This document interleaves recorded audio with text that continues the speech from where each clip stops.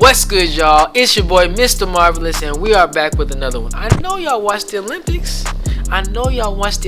But did you watch it the way that we're about to break it down? I want to compare the analysis that I did pre-Olympics on Kishane Thompson to what actually happened in the race. In truth, in all reality, Kishane Thompson lost the 100-meter final on his own. It was his to win, lost by milliseconds. Hundreds of a second. In all reality, the way that Kishane was running all season, it should not have allowed for Noah to even be that close. But Noah, in the confidence that he has in himself, took it upon himself to take that chance. That hundredth of a second, he took it. But I really want to compare the way that Kishane ran in the Olympic final compared to the way that he ran at home in Jamaica. Talk about the power and the stride length and the future for him, because I really don't see Noah beating him for too much longer, unless Noah can really get his start to the point where he's leaving people at the start. But I think that Noah is not the fastest man in the world, but he is the most confident man in the world. And sometimes that translates to being the fastest, being the winner when it counts. And that's really all that matters. So let's go ahead and hop into it. Before we do this analysis of the Olympics, I want y'all to go ahead and watch the video that I recorded before. We're going to go ahead and play that now. This is the analysis of Kishane Thompson. This is what should have happened at the Olympics. The first thing that I noticed is just power. Like power, but he's got turnover too. If you see it, Akeem Blake is next to him in the orange. Someone who, for the last couple years has been one of the guys in the 100 for Jamaica. And to see a guy like Kishane to go from, I believe his first time going 9.9 was last year. Then he ran 9.85 last year for the first time. Then came back this year looking stronger, looking faster. His turnover looks better. So I wanna talk about why. I want to see, why in the world is it that he can be so powerful, but then have the turnover that he has and turn that into being able to shut it down after 80 meters, looking at the clock, walking across the line at 9.8 comfortably. I really want to talk about why he can do that. So if we break his film down in slow, if we go back to about 50% speed here, we're going to see a few things. I want to first talk about his position out of the block. If you look at him when he gets set, a lot of times they'll tell athletes to relax their head, or tell athletes make sure your back is straight. I think his setup is solid, like a pro should be. But if you notice, his head is not all the way down. And I don't know if that's like just a awareness advantage to him. Like I never really, if you look at everyone else in the field, their heads are all the way down looking at the track, versus his head is literally kind of almost up, looking like a little bit ahead. Obviously his neck isn't truly relaxed, but I always wonder why my coaches told me to relax my head all the way, because I felt like I had to tense up to get up out of the blocks.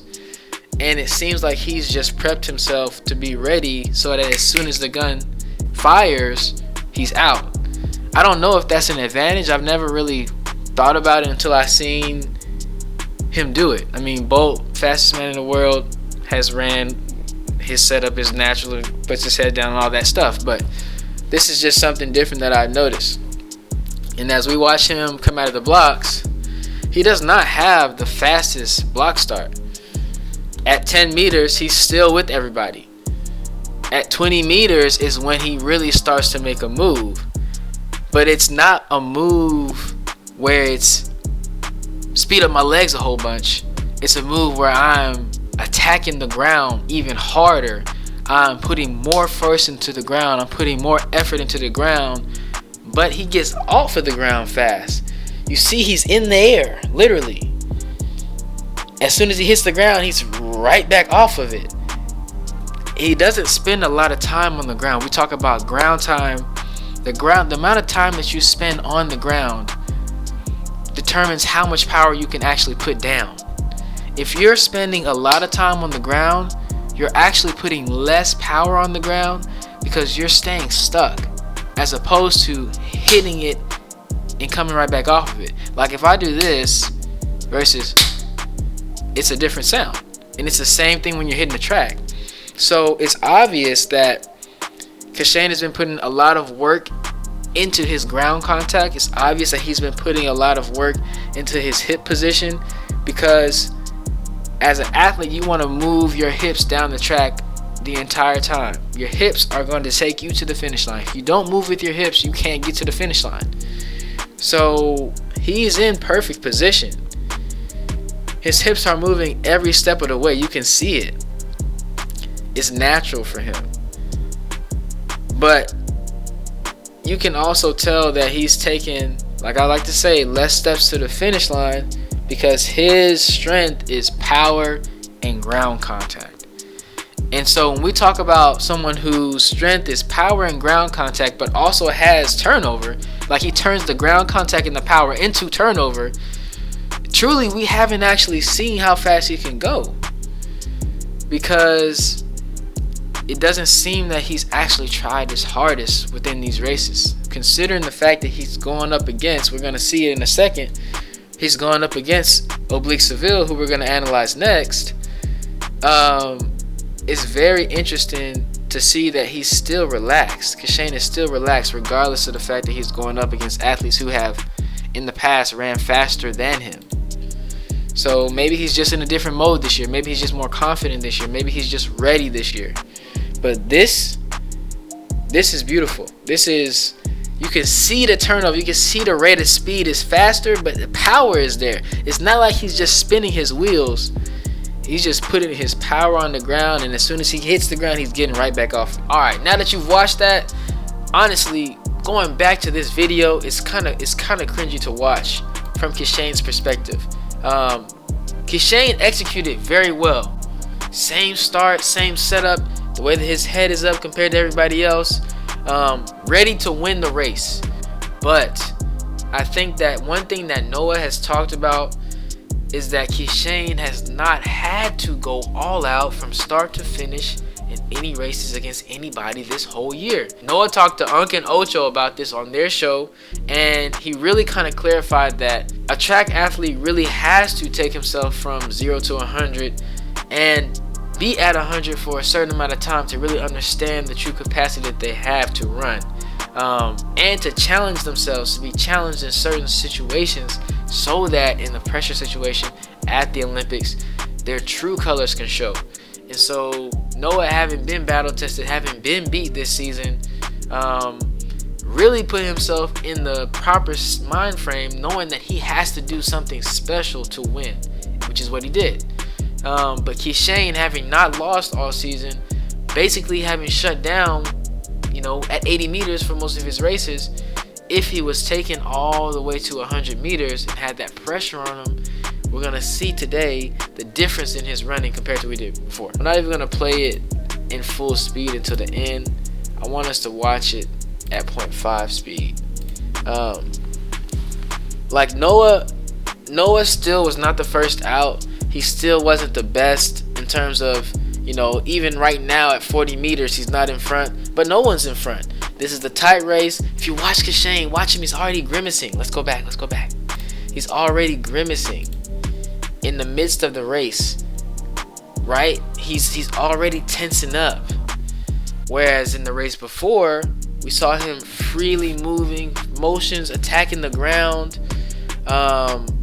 bouncing off of the ground. He's still bouncing off of the ground here, but he's not creating that same separation that he did in Jamaica. Obviously, this is overseas. This is in Paris. It's not at home. He still ran 9.78 or whatever, 9.79, but he was not separating from the field the same way that he did back home or in any other race this season. You can tell by the way that he tightened up, by the way that he was running, not smooth, not as relaxed as he was before, that factored into the 100th of a second that he gave away. Just watch his head, his neck, crouched a little bit. He's leaned over a little bit. He's not at his full. He's not standing tall the way that he normally does. A lot of the things that he was already doing very well, he did not do. And all of these little things, like we talk about in all the videos that I make, they all come together to a culmination of the time that you're going to run. And seeing, everyone in this race, for the most part, you could say is grimacing, is trying to get to the finish line first. But Kishane runs best when he's relaxed. Compared to a lot of these other sprinters are used to being in races where they haven't created separation. They got to run all out to the end. Mind you, Kishane still did a great job of keeping his composure and dipping at the line. He probably could have dipped a little bit harder because that was really the difference. But that really, you can tell throughout the race that had he relaxed and executed the way that he did back home, it would have been a different story. But yeah, just watching him in this race, that is really the tell. Is that he was grimacing, tight, not creating the same separation, even up into the line where he dipped, but he dipped a little bit too late, and he thought he had it. I wasn't sure who had it, but obviously we know the story that Noah got it. I think that moving forward, Kishane is going to be someone that's really difficult to beat. Same with this man Simbini, who has been, since I was in college, been running very well. Noah, the thing about Noah is we still don't know how fast he can go, because this guy has not zero start, but he hasn't shown his start in the race the same as he has in practice. And so if we can see that Noah, then we might see 9.69 Noah. Same with Kenny Bednarik. I think that he's a guy that can go 9.7, possibly low 9.7s as well. But Kishane Thompson is a guy that I feel like in the future, along with his running mate Oblique Seville, so long as he's healthy, these are two guys that are really going to take over the sprinting scene over the next 4 years. But psychologically, he's dominating right now. You can't knock him off. You can't tell him that he's not the best. And no matter how many times he's been beat during the season, he's going to show up when it counts. And that's really all you want out of a champion. So if y'all want me to break down any other Olympic videos, y'all let me know in the comments. I'm not worried about Olympic videos right now because you guys all saw them. Everybody broke them down and everything, and it was beautiful to watch. I just focused on enjoying them, and also, wifey's calling. And also didn't really like the way that they talked down on Jesus, my God and Savior. So I really was chill on the videos. But y'all let me know if y'all want me to break anything down. See y'all later.